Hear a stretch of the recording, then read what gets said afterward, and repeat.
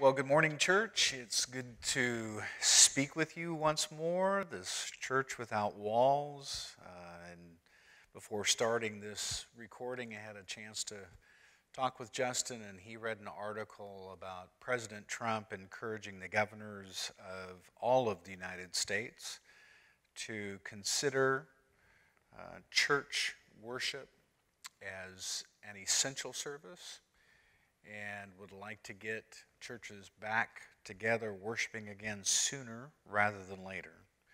Now, of course, we live in a state whose governor tends to drag his feet a bit.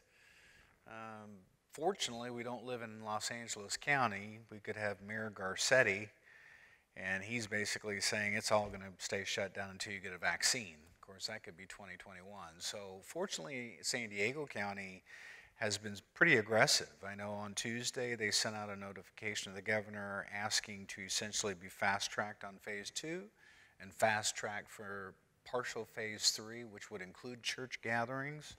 The governor approved the fast-tracking, and we've seen restaurants open and people able to congregate, maintaining their social distancing and wearing masks and all that kind of thing. But that notwithstanding, at least the President of the United States is encouraging the governors to allow people to come back together again once more. So whereas many weeks ago we had no idea when that was going to occur, at least there's reason to be encouraged that perhaps in the next several weeks maybe we'll be able to congregate once more. And I mentioned in an earlier discussion with you, we might break it down into a couple different services depending upon what we see. But Curtis and I will continue to be working together to try and bring us all together as soon as the Lord will allow. Based upon perhaps my own personal sentiments and feelings, do any of you feel like you're kind of in a slump? For instance, today is Friday, the 22nd of May, and this is the 64th day of 24/7 communications to all of us, in which we've heard some phrases with which we've all become a little weary. For instance, we're in this together. Well, that's true. Because if we're not in it together, then we're not in it, which means we're probably not around. So it's kind of a trite phrase. This idea of a new normal, you've heard that probably plenty before, which strikes me as being odd, because if it's new, then it's not normal. The expression about washing your hands, that's probably always been good hygiene, regardless of the COVID-19 or coronavirus pandemic. And then also, you get these phrases about this being unprecedented. Well, it's not unprecedented. We know in 1918 with the Spanish flu affected 500 million people worldwide. 50 million people died worldwide, and just in the United States alone, 675,000 citizens of the United States of America died from the Spanish flu. You compare that to what we have now, this COVID-19, the coronavirus, however you want to characterize it. 5 million people have been affected. That's 1% of what happened during the Spanish flu. 333,000 people died worldwide as it relates to the Spanish flu. And in the United States alone, 94,749 people have died from the coronavirus. So when they say that it's unprecedented, it's really not unprecedented. We've had worse set of circumstances going back now about 100 years. But that notwithstanding, we've now spent weeks, like I said today, 64 days of just basically sheltering in place and staying at home. And if you're anything like me, you're getting a little tired of it. You're getting a little weary. You want to be able to open things up and get back to not normal, but at least out of your house. So in that context, I thought I would speak to you about being in a slump. And the word today and the message today is entitled Slumped. and it's taken from Matthew chapter 11, verses 28 through 30. Matthew chapter 11, verses 28 through 30. Hopefully you have your Bibles at the ready. Hopefully you're reading your Bible every day, allowing God to speak to you. And this is Jesus speaking as recorded by Matthew. Are you tired? Are you worn out? Are you burned out on religion? Come to me. Get away with me, and you'll recover your life. I'll show you how to take a real rest. Walk with me and work with me. Watch how I do it. Learn the unforced rhythms of grace. I won't lay anything heavy or ill-fitting on you. Keep company with me, and you'll learn to live freely and lightly. I wanted to suggest to you, because we're using David as kind of the context for today's message, and we know that David killed or slayed Goliath. But your particular Goliath actually owns a weapon. But that weapon doesn't fire bullets. It fires sadness instead. It doesn't take lives, it takes smiles. It doesn't inflict flesh wounds. It inflicts faith wounds. I don't know. Have you ever been hit by something like that? Well, if you can't seem to find your rhythm, you have. If you can't seem to even get to first base, or perhaps even get out of bed, you probably have been hit. Every step forward seems to get lost in 2 steps backward. Relationships begin to sour, skies begin to darken, your nights defy the sunrise. You've been hit. It's like your problems are the Sioux Indians, and you're feeling a lot like Custer, where you're on your last stand. Well, David feels like it's his last stand. Saul has been getting the best of David, leaving him sleeping in caves and lurking behind trees. 600 soldiers are now depending on David for leadership and for provision. And these 600 men have wives and children of their own. Now, at this point in time, David also has 2 wives of his own, which probably guaranteed a little tension in his tent too. So running from a crazed king, hiding in hills, leading this ragtag group of soldiers, feeding more than 1,000 mouths, and the enemy's weapon has definitely found its mark. Because I want you to listen to what David said. This is taken from 1 Samuel chapter 27, verse 1. David thought to himself, you know, sooner or later, Saul's going to get me. The best thing I can do is escape to Philistine country. Saul will count me a lost cause and quit hunting me down in every nook and every cranny of Israel. I will finally be out of his reach for good. And if you consider what David was saying, did you hear any hope in that expression? None.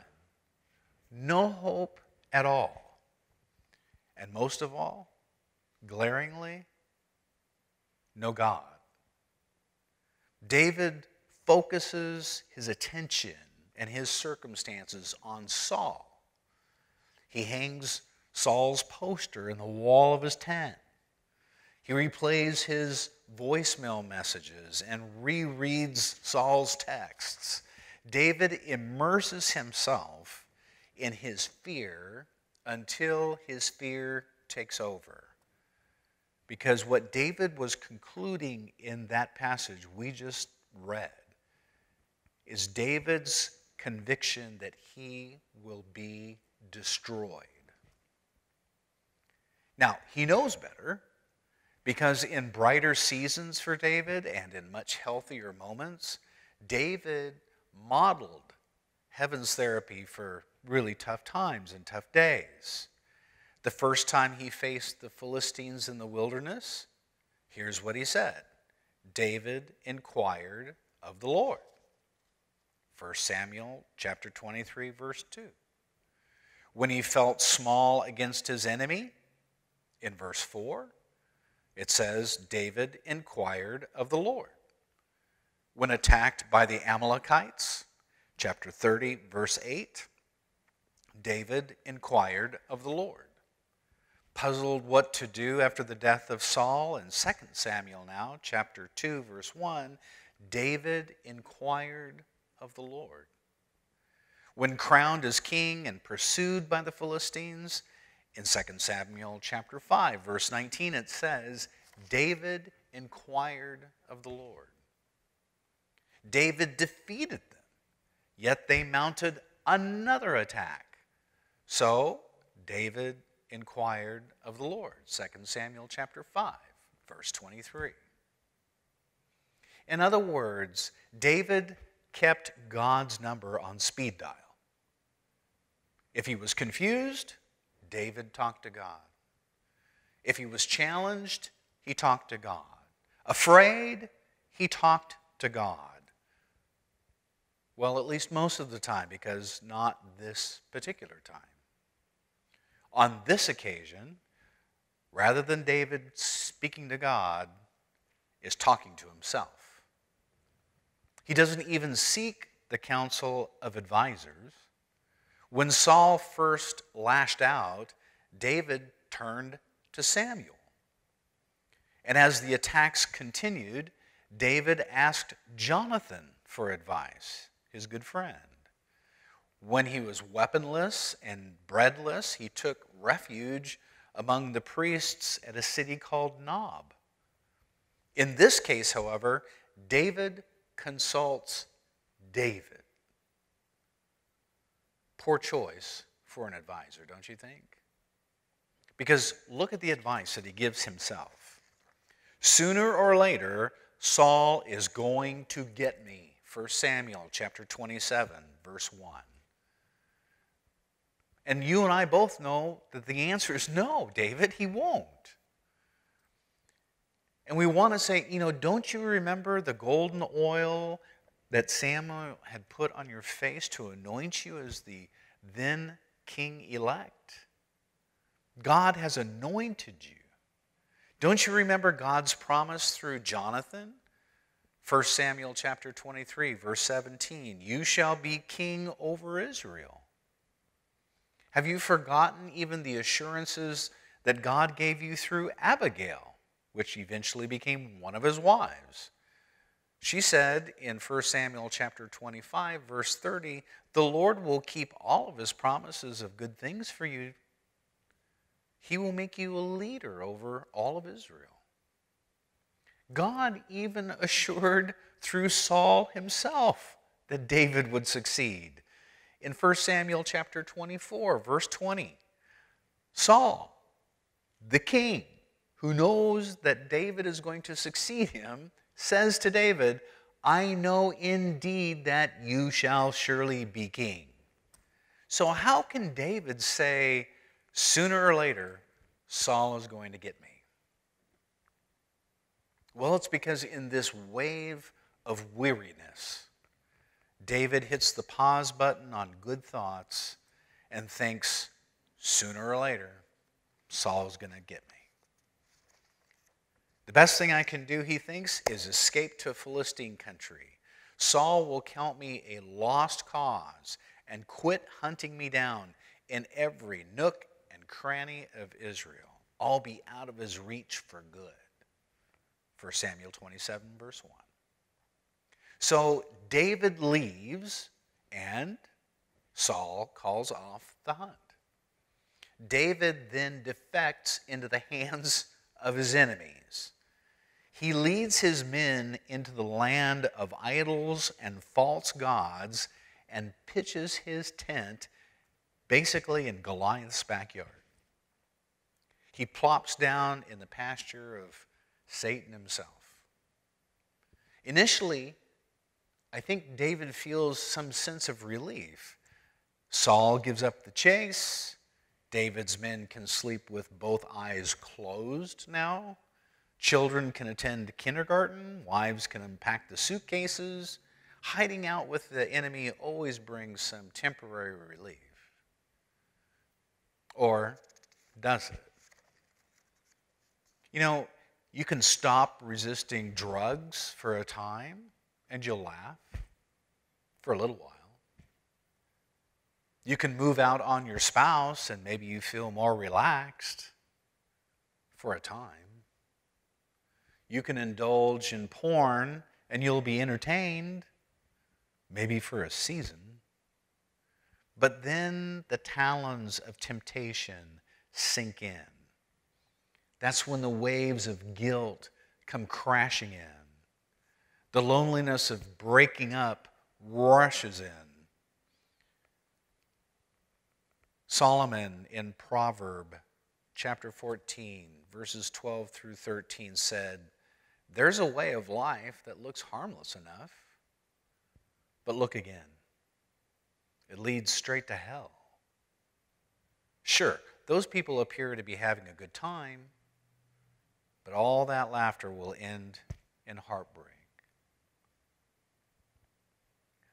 Listen, if you would, to the third stanza of David's Song of the Slump. In verse 1, he wore out, so he got out, and in order to survive the enemy camp, what does David do? He sells out. Wore out, got out, sold out. He strikes a deal with Achish, who happens to be the king of Gath. And in 1 Samuel chapter 27, verse 5, it says, "Give me a place in one of the cities in the country that I may live there, for why should your servant live in the royal city with you?" And I want you to note, if you would, David's self-assigned title. He refers to himself as your servant, referring to King Achish.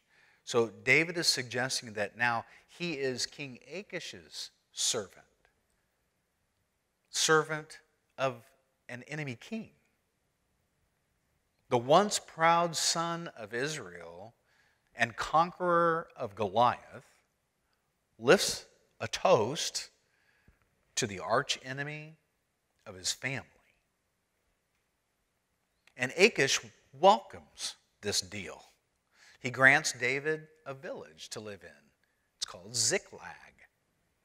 And asks only that in exchange for giving him this village of Ziklag, that David turn against his own people and kill them. And as far as Achish knows, that's exactly what David does. But the truth is, David actually raids the enemies of the Hebrews. Because it says in 2 Samuel chapter 27, verses 8 through 9, "Now David and his men went up and raided the Geshurites, the Girzites, and the Amalekites. Whenever David attacked an area, he did not leave a man or woman alive, but took sheep and cattle and donkeys and camels and clothes. Then he would return to Achish." Certainly not David's finest hour by a long stretch. He lies to the Philistine king and covers up his deceit with bloodshed. He continues this duplicity for 16 months, almost a year and a half. And not surprisingly, there are no psalms from David that covers this particular season of his life. his harp basically hangs in the tent, silent. The slump has muted the minstrel. And things get worse for David before they even get better. The Philistines decide to attack King Saul. David and his men opt to switch sides and join the opposition now. I mean, envision the United States armed forces joining forces with jihadists, let's say. That's what David and his men were suggesting that they would do. And so they journey 3 long days to the battlefield to join themselves with their archenemy. But when they arrive, they get rejected and travel 3 days back home. It says in 1 Samuel chapter 29, verse 4, the Philistine officers said, he's not going into battle with us. He'd switch sides in the middle of the fight. Well, he would, because he was just suggesting that he was going to switch sides to fight with them. So at least the general in charge of the forces at the time said, I'm not going to have David and his men with me. We'll get engaged in the battle, and then he's going to turn on me. So David leads his unwanted men back to Ziklag, his village, only to find that his village has been burned to the ground. The Amalekites, one of the groups that he had gone out to attack, but lying to Achish about the fact that he was attacking his Hebrew brethren, this group came back like deja vu, and the Amalekites attacked Ziklag while all the men are away and had kidnapped all of their wives and all of their children and burned it to the ground. When David and his men return after 3 days there and 3 days back and see the devastation, they weep. They weep, in fact, until they're exhausted. That's what 1 Samuel chapter 30, verse 4 says. They just sit there and cry. Rejected by the Philistines, pillaged by the Amalekites, no country to fight for, no family now to come home to. I mean, can matters get any worse? And the answer is yes, they can. Because anger is now stirring and flaring in the soldiers' eyes. David's men start looking for rocks. Because it says in 1 Samuel chapter 30, verse 6, the people in their bitterness said David should be stoned. And we have to begin to wonder, well, at this point, David, do you kind of regret your decision? Longing for maybe the simpler days of the wilderness? The good old cave days, maybe? No Philistine rejection there or Amalekite attacks there. His men loved him, his wives were with him then. Now in the ruins of Ziklag, with men picking stones to throw at him, does he regret his prayerless choice to get out and sell out? And the scripture is written in such a way, church, to allow you and me to be the judge. Slumps. You know, they're the petri dish for bad decisions. They're the incubator for wrong turns. It's the assembly line of regretful actions. And how we handle our tough times stays a long time with us.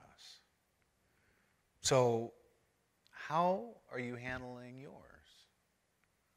These have been tough times. How are you handling your tough times? When hope takes the last train and joy is nothing but the name of the little girl who maybe lived next door to you? When you're tired of trying?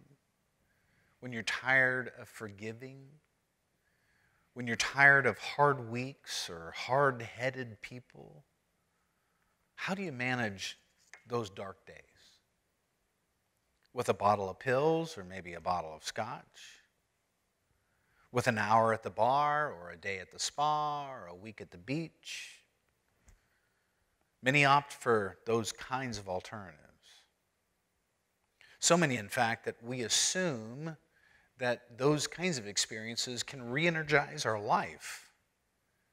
But do they? And no one's going to deny that they help for a while, but over the long run, not so much. They numb the pain, but do they really remove it? Or are we like the sheep on the Turkish cliff? I don't know if you heard about that story, but a sheep jumped over the edge of a cliff, and these sheep were being herded by these Turkish sheep herders. So one jumped over the edge, but what was really bizarre are that 1,500 other sheep followed that first one and jumped off the edge of the cliff. The first 450 of these sheep died. The 1,000 that followed survived only because of the pile of corpses that had cushioned their fall. Why did they do that? Well, sometimes we, like those sheep, follow each other over the edge, falling headlong into bars and binges and beds. Like David, we crash into Gath, only to find that Gath has no solution for us. So, is there a solution? Well, the truth is, yes, there is. Doing right what David did wrong. He failed to pray. So, the Word encourages us to do the opposite. Be quick to pray. Stop talking to yourself and start talking to Jesus. He's the one who invites, are you tired? Are you worn out? Are you burned by religion? Come to me. Get away with me, and you'll recover your life. I'll show you how to take a real rest. That was our passage at the beginning from Matthew chapter 11, verse 28. Our God, who is never downcast, never tires of your down days. David neglected good advice. So learn from his mistake.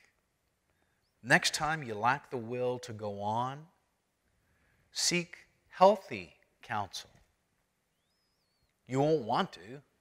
No one does. Slumping people love slumping people. Hurting people tend to hang with hurting people. We love those with whom we can kind of commiserate, wallow in self-pity, and we avoid people who can give us some correction. Yet correction and direction sometimes is exactly what we need. Again, Solomon, Proverbs 15, verse 22 says the following: refuse good advice and watch your plans fail. Take good counsel and watch them succeed. So be quick to pray. Seek healthy counsel and don't give up. Don't make the mistake of Florence Chadwick. In 1952, Florence Chadwick attempted to swim the very chilly ocean waters between Santa Catalina Island here in Southern California and the California shore. The distance that she was going to swim was approximately 32 miles. She swam through foggy weather and choppy seas for 15 hours. Her muscles began to cramp up, and her resolve to make that successful swim across the channel had now weakened. She begged to be taken out of the water, but her mother, who was riding in a boat immediately alongside her, urged her to stay in and swim. "Don't give up," she said. But Florence, although she kept trying, grew exhausted and eventually just stopped swimming. So aides lifted her out of the water, put her into a boat. They paddled a few more minutes, and then the foggy mist broke clear, and Florence discovered that the shoreline to which she was swimming was less than a half-mile away. Here's what she said: "All I could see was the fog." She said that at a news conference that was following this event. And then she concluded, "I think if I could have seen the shore, I would have made it." Take a long look, church, at the shore that awaits you. Don't be fooled by the fog of a slump. The finish may be only strokes away, like it was for Florence Chadwick.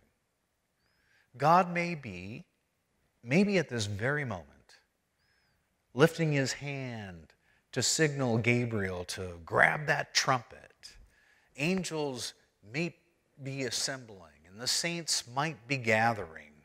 Demons might be trembling.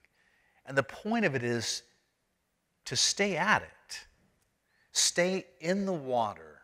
Stay in the race. Stay in the fight. Give God's grace one more time. Be generous one more time. Maybe teach a class or encourage another soul or swim one more stroke. The good news is David did that right there in the smoldering ruins of Ziklag. That's where David eventually found his strength. After 16 months in Gath, after the Philistine rejection, after the Amalekite attack, and the insurrection by his own men who wanted to stone him to death, he finally remembered what to do. Because in 1 Samuel chapter 30, verse 6, it says, "David found strength in the Lord his God." And so my question for you this morning is, have you? Have you found your strength in the Lord your God? Even if you're in a slump, even if you've had to be confined indoors for 64 days, even if things seem bleak, even if things seem uncertain, even if you don't know what the future may hold, even though you may have been ill, or maybe you've known others who have been, maybe you've even known others who have succumbed to this COVID-19. You can get through this. You can get out of that slump because, like David, you can find your strength in the Lord, his God, and in the Lord, your God. So this week, as we anticipate, hopefully, reopening at some point in time, we still have a little bit more time in which we're going to have to go through this. So find your strength in God. Rely on the help and perhaps the encouragement of others. Surround yourself with good counsel. Talk with people who can encourage you. And talk with people who can be honest with you. We need that kind of honesty sometimes because, frankly, when we're in a slump, we don't want to hear the bad news. But sometimes it's the counsel of good friends and advisors, like iron sharpening iron, that can give us good counsel to get us out of that slump. So church, be encouraged. We are on the verge of being able to meet collectively together once more. It's on the horizon. I can see the shore. The fog may be lifting. And I would encourage you to stay in the swim. Take that next stroke. And eventually, we will all, as a church, reach the shore. God bless you all.